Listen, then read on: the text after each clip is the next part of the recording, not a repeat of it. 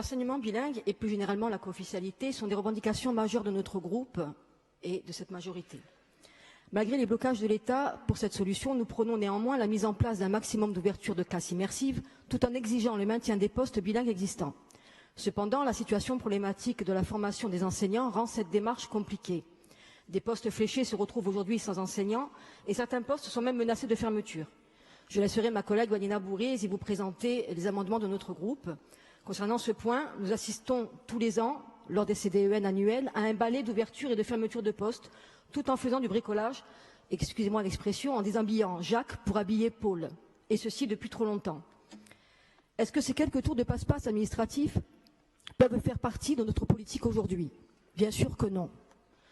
Parce que dans ce domaine aussi, nous avons beaucoup marché, revendiqué, protesté, pour reprendre les mots de ma collègue Rosa, et cela pendant de longues années, et que nous ne pouvons pas nous contenter de petits bricolages concernant les filières bilingues existantes.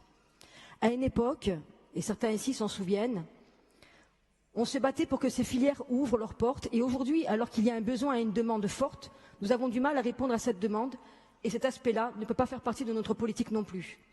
Alors, qui souffre de ces bricolages? Les écoles du rural principalement, mais pas que.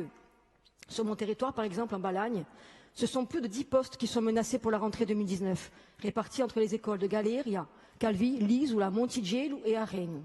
À Arègne, par exemple, la situation est complètement ubuesque. Voilà une école fichée bilingue depuis sa création qui va se retrouver à la rentrée prochaine avec 2 enseignants non corsophones. Les 3 heures de LCC par semaine seront, eux, dispensées par un intervenant. Alors, bien sûr, c'est mieux que rien, me diriez-vous, mais encore une fois, est-ce que ce bricolage peut faire partie de nos ambitions et de la politique linguistique que nous voulons mener? La réponse est toujours non.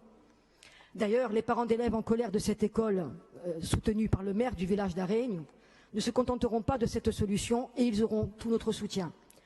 Concernant ce grand plan de formation, nous pensons nécessaire que notre Assemblée doit avoir un droit de regard sur la formation et la nomination des enseignants. Évidemment, nous sommes en accord avec ce rapport. Néanmoins, il faudra être vigilant et exigeant dans la mise en œuvre de celui-ci. Je vous remercie.